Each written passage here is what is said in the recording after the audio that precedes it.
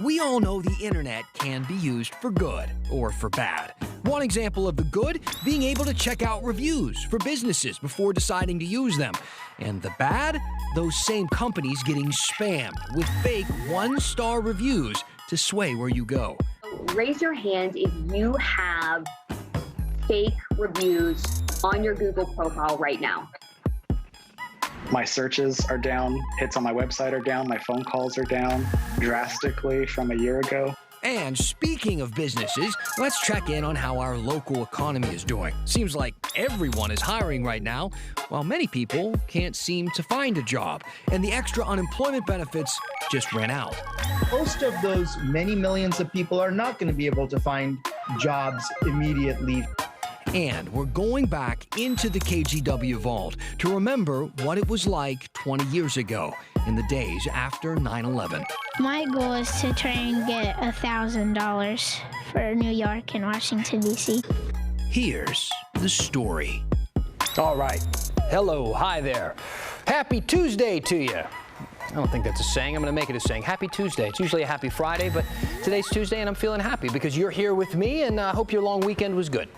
I'm Dan Haggerty. This is The Story. All the ways to communicate with us at the bottom of your screen. You can email us at thestory@kgw.com. You can find me on Facebook or Instagram or use Twitter and the hashtag HeyDan. Now, I want to start tonight with just a really quick couple of seconds, a quick recap of the governor's press conference about COVID this morning. See, she brought in a bunch of state and health and education officials, and they were talking about school being back in session during this pandemic. And the whole thing lasted about an hour, so there was a lot going on. But we watched it all the way through, and we pulled what we think are really the main, most important talking points. Get vaccinated and wear their masks. Please wear a mask. Please get a shot and protect yourself. Please make a plan and get vaccinated. Make a plan to vaccinate, wear a mask in public. Wear your mask in all public spaces. You should wear masks, wear masks. This means wearing a mask or getting vaccinated. To get vaccinated. Wearing masks and getting vaccinated. Please get a vaccine, wear a mask. Wearing our masks. Get vaccinated when you can, wear a mask. Getting vaccinated is the single best thing a person can do. If you haven't gotten vaccinated, please make a plan to do so. Not exactly breaking news, but I think you get the point. All right, let's get to the big story. So, question for you: when you were looking for, like, a service that you want to get to help you out, or a business that you want to patronize, what do you use to look them up? Do you use the Yellow Pages? If you're under 25, you just said, what are the Yellow Pages? It's a huge book. They used to send it to your house, and it had look, it's not important because we don't use a huge book anymore. We use the internet. See, the internet it's more than a list of names and addresses and phone numbers and that sort of stuff. It also has reviews. Every business listed by how many stars people give them, and it's meant to help you find the best of the best. See, we found an entire industry in Portland getting targeted with fake one-star Google reviews. It's costing those businesses thousands of dollars, and it's messing up the whole system that we rely on. Here's Kristen Severance. Nobody deserves this to happen to them. Sam Burton and Michael Funrue are both in the pest control industry, but they don't work together. The Beaverton men are actually competitors. We've truced. I'd refuse to switch over any of his customers. Yep. The small business owners have teamed up to try and stop another kind of pest, one that is attacking them online with fake one-star Google reviews. We want to conduct our business, focus on running our businesses, living our lives, and not using every other waking moment trying to get this resolved. KGW Investigates knows of at least 20 pest control businesses in Oregon getting targeted with fake reviews on their Google business profiles over the last year.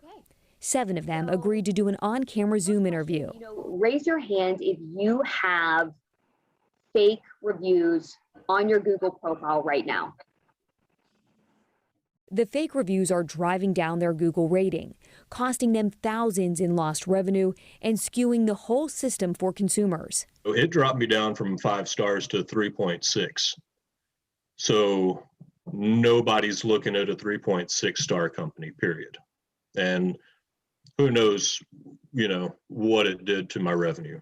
My searches are down, hits on my website are down, my phone calls are down drastically from a year ago. The business owners say these reviews are not from unhappy customers with a gripe. These are fake, computer-generated one-star reviews designed to hurt a company's rating. What has this been like? Torture. Burton runs Prime Pest Solutions with his wife. There were certain days where I'd just call like every single government entity that I could think of that would potentially be in charge of handling this. Burton said his fake reviews started in March of this year. So these are fake reviews? Yes. How do you know? So in the pest control industry, we have this ability to be able to pull customers' names because we are required by the Department of Ag to keep service records for everybody. Of these one-star reviews, not one of them is a customer. Burton had an idea who might be doing this. He had an employee quit via text message last year, file for unemployment, and then start his own pest control company. Burton said the one-star reviews really ramped up after Burton denied the former employee's unemployment claim. And we average one to two fake reviews a day. Burton contacted the former employee who denied it. He then contacted Google, the Beaverton Police Department, and the Department of Justice and got nowhere. Yeah. Burton didn't know it at the time, but Funru's business, Banish Pest Control, was also getting hit with fake reviews. Helpless. I just felt absolutely helpless when they started rolling in, especially because I didn't know who it was or where they were coming from at a certain point. Both men hired Jason Brown at reviewfraud.org, a company that tries to help business owners get fake reviews off their profile. Google is so big, simply flagging a fake review isn't enough to get it removed, even if it's clearly computer-generated and not a real customer, like the fake reviews for Prime and Banish. Funru said the bogus reviews are easy to spot. The grammar is not consistent or correct, punctuation as well. It's just garbled sentences almost. Brown started doing research and found at least 20 pest control businesses in Portland getting hit with fake one-star reviews. This case in Portland is just the most interesting one I've seen, because even when we identified the culprit, it's still not stopping. Brown said all of his research and evidence shows Burton's former employee, who now owns his own pest control company, is the person behind the targeted attack. Raise your hand if you believe the same person is behind the majority of those fake reviews. The businesses getting hit with the fake reviews range in size, from one-man operations to large pest control companies. And so it reduces us coming up in the search results because it's dropping our star rating. It's impossible to stop it. All of them say Google could do more. I can almost handle the kid who's doing this. What I can't handle is Google's indifference to enabling it. And without a doubt, they are enabling it. They could do something about it. And I get it. They are so huge. They just don't have time to tinker with 18 companies in Portland. But they've got policies in place that are just a joke. Brown said Google did remove some of the fake reviews a few months ago and also removed 75 five-star reviews of the competitor that they believe is behind this. But new reviews replaced the old ones. 8 of the business owners also filed complaints with the Federal Trade Commission, but no action has been taken yet.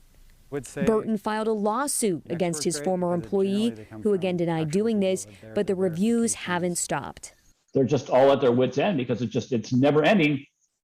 And Google's just not doing enough to, come in and stop it. Brown said these fake reviews mess things up for consumers who use Google when choosing a business or service. It's one of those sad things. And now we're at a point in time where we can't even trust 5-star reviews, and now we can't trust 1-star reviews. So what reviews can we now trust? The Beaverton business owners feel like this is a never-ending problem that no one wants to fix. So we're just looking for a resolution, and honestly, we want it to stop. We just want it to stop. Okay, let's talk to Kristen about this for just a minute. Were you able to get a hold of Google? How does someone get a hold of Google? We were. We reached out to Google, heard back from a spokesperson. They said, we have teams of automated systems and teams of actual people working on this. A spokesperson said, quote, "Our policies clearly state reviews must be based on real experiences and information, and we closely monitor 24/7 for fraudulent content." They went on to say, staying a step ahead of scammers is a constant battle, and our our teams will continue to investigate the situation and remove policy violating content. And I think, that last sentence there really says it all. It's a constant battle because, Dan, last year, Google removed 55 million reviews. Fake reviews. Those are the ones they could remove. So you imagine how many are out there. So, again, there are probably businesses, it isn't just pest control businesses locally. There are a bunch of business owners who are saying, I've gone through this. What are they supposed to do then? I mean, that's a big question. You flag it, you contact Google. It doesn't always work. Google did remove some of the fake reviews of the companies, in our story after I contacted Google, but there are still fake reviews on many of their Google business profiles. So I think the thing to take away, the thing I learned when doing this story is, next time you're looking to hire a business, you may not want to rely solely on that 5-star rating. Take a minute, go in, read the reviews, because you can tell the fake reviews. Sure. It looks like a bot wrote it. You can see that fake 1-star review and maybe read the reviews. Don't just go on the rating. Good advice. Still feel for those businesses, though. I know. All right, Kristen, thank you. You bet. And I don't envy business owners right now. It'd be tough to. The market is strange and unpredictable, especially for restaurants. They still can't hire people. Yesterday, on Labor Day, we went to Mississippi Avenue, where it seems every business is short-staffed. I'm trying to hire, yeah. I'm making calls all the time, but, a lot of people aren't showing up. There's a lot of need out there, and I get it. Pandemic has everybody rebalancing their life. So no labor on Labor Day, literally, but perhaps there was more of a symbolic meaning to the holiday this year. After all, it marked the end of the enhanced unemployment benefits. You see, up until now, most people getting unemployment in Oregon, about 81,000 people, were getting an extra $300 a week from the feds. That's an extra $1,200 a month, which pays a lot of bills. I mean, you could technically pay your rent with that much money, and now it's going to be gone. Maybe forcing people to go back to work to make up the difference. The U.S. Chamber of Commerce said that based on its analysis, the $300 benefit results in approximately 1 in 4 recipients taking home more in unemployment than they earned working. And it's a good point. I'm sure you've heard it before. Most of those vacant jobs that are sitting vacant right now aren't making anybody rich. I mean, they're low-level, low-paying jobs, and it's hard to convince someone to go wash dishes when they're making more money sitting at home. To which a viewer named Jack emailed us and said, maybe people are tired of working for sub-poverty wages. And according to many economists, he's right. The Federal Reserve Bank of New York released a survey today that said America's minimum salary expectations surged in July. And you might be thinking, yeah, people want more money. Of course they do. Who doesn't? But that's not exactly what this is saying. It's not saying that people simply want more money. It's saying they expect more money. And in a city as expensive as Portland, it's tough to get by with the wages of a line cook, and people expect to at least get by.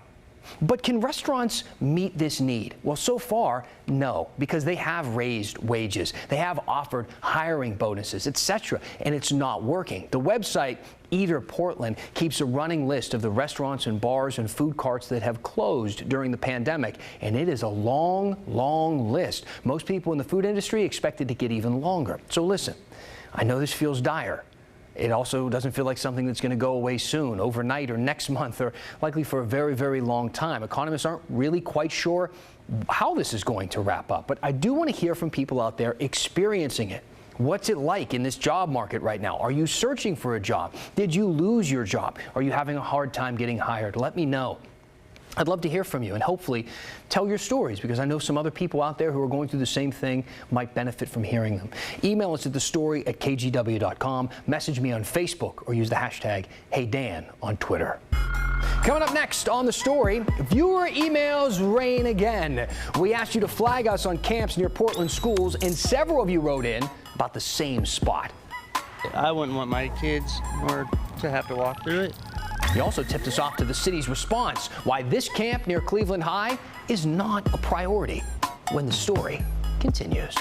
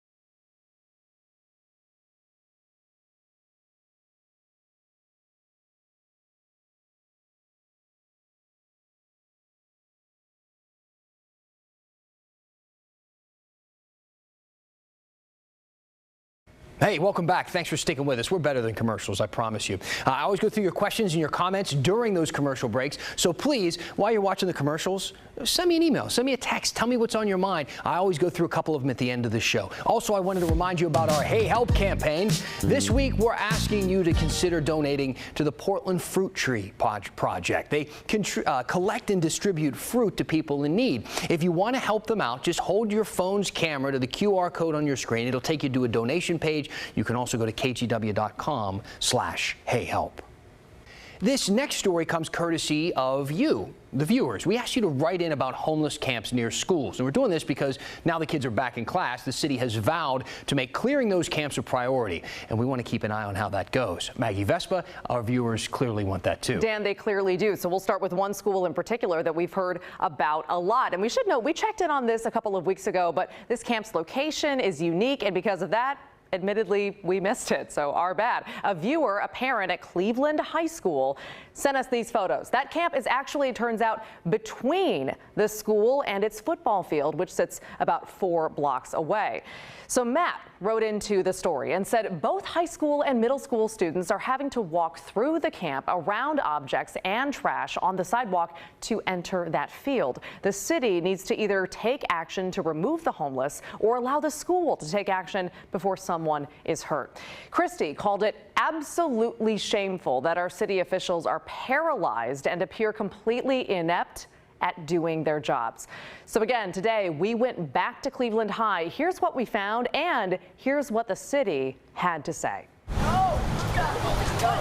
Kids are back in class at Cleveland High. This is what the school's entrance looked like at lunchtime. A little more than 3 blocks north, their track and field complex sat mostly empty. But the parents who wrote into the story aren't worried about the field or the school. They're worried about the route in between, which plays host to this homeless camp near Southeast 29th and Waverly. A lot of students, parents say, walk and park here. It's embarrassing. I personally am embarrassed myself. Jacob's been at the camp trying to fix his van for about 2 weeks. I wouldn't want my kids or to have to walk through it. To be clear, Jacob was adamant. No one here would ever try to scare, let alone hurt, kids. Students told us the same thing. This senior says he's never felt threatened. Most people avoid it. They can just go on the sidewalk over there and stuff. Still, parents wrote in arguing the camp blocks sidewalks and they're worried about drug use. Tuesday, we saw a large banner advertising the sale of vaping materials in the camp. A block away, a man screamed and walked in front of a car. Still, the city tells us amid a booming housing crisis, this camp is not a priority. In an email to KGW, a rep wrote, "This area is not within a vicinity of the school, so it doesn't meet our risk criteria of being near a school site." That criteria, according to a new ordinance enacted over the summer, prioritizes clearing camps 100 feet from high schools or closer. Anything farther away than that, and the city considers the school a non-issue. That's the case here. Officials say this camp is too far from Cleveland High's actual school building for that factor to be considered. And all it's doing is sweeping people under the rug and sweeping people out of sight and out of mind. Homeowners we talked to were glad the city's not taking aim at this camp. In short, they said, where are people here supposed to go? My son and I, who goes to junior high, were talking about it the other day, and he said it is kind of a mess, but he's like, I guess if our house didn't have walls around the basement and garage, it would look like a mess too. Back at Cleveland High, the man who was screaming in the street near the camp walked by the bustling school, escorted by campus security. Now, we should note, we reached out to the parents who sent us those emails about Cleveland. Neither had gotten back to us wanting to do an interview. Portland Public Schools, though, has commented on this issue many times, and they basically at this point have a standard statement saying that they're working with the city and the county, and they call homelessness a humanitarian crisis in Portland. Dan. Right. Speaking of that statement, which they have sent us a few different times, this whole thing started because you looked into a camp near Sunnyside School. The city cleared that a couple of weeks ago because school was starting, and you went back back and checked it out today. Yeah, exactly. And this right here is what we found, a couple of tents, but it's mostly clear. There was also, this caught our eye, a sign for safe routes to school. That's a partnership between PBOT, ODOT, and Metro. And it usually is used to remind drivers to go slow near schools because kids are walking to class. Well, the city confirms it's now working with safe routes to school on this issue, on homeless camps as well. But again, they're zeroing in on camps that are less than 100 feet from high schools, and for middle schools and elementary schools, that boundary goes up to 150 feet. Got it. Maggie, thanks. Sure. All right, get out your calculators or your slide rule or whatever you're using. We're going to count some vaccines right now. More than 2.73 million Oregonians have gotten at least their first dose. That's almost 65% of the state's entire population. And that includes everybody, even kids under 12 who can't get the vaccine yet. In Washington, more than 5.21 million people have gotten at least their first dose, which works out to be more than 68% of the state's entire population, including kids. All right, keep sending in those questions and comments to the story at kgw.com. I'll read a few when we finish this up next.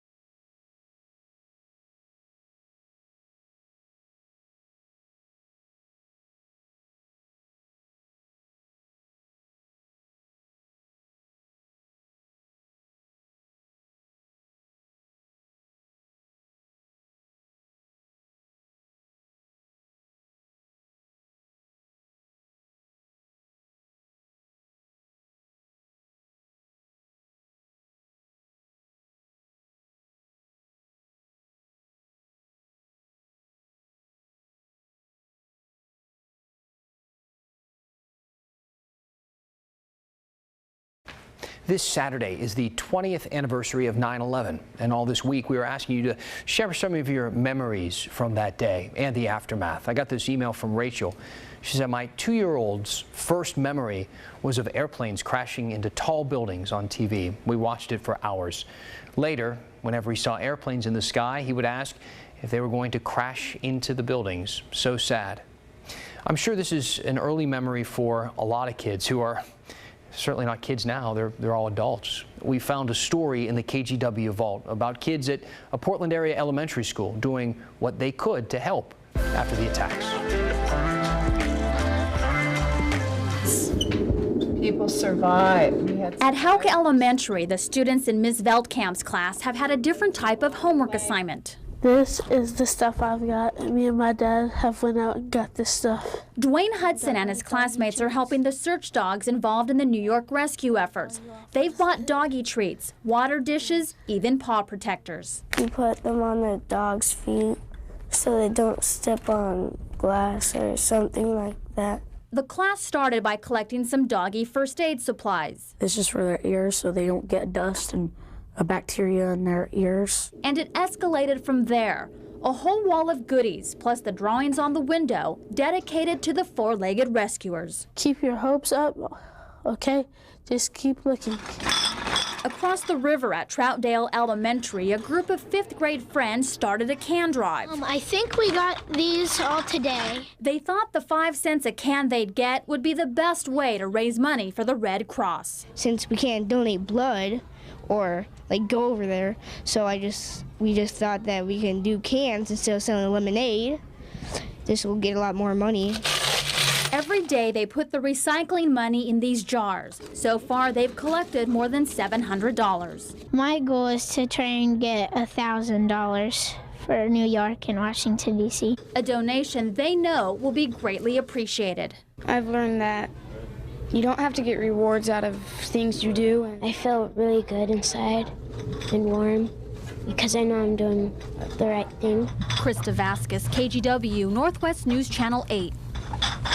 All right, if you have a story or a memory from 9/11, share it with us. Let us know where you were. Tell us what you remember. We've been getting a lot of emails so far. Thank you to everybody for sharing those stories with us. Email us at thestory@kgw.com or find us on Facebook or use the hashtag HeyDan on Twitter. All right, let's read a couple of comments here. Katie wrote in, and we were talking about people who are kind of in the job market influx right now, trying to figure out what they want to do. And she said, I am currently employed, but looking. I'm a manager in a grocery store, and I am done. This last year has been tough, and I'm done being yelled at and treated like a non-human.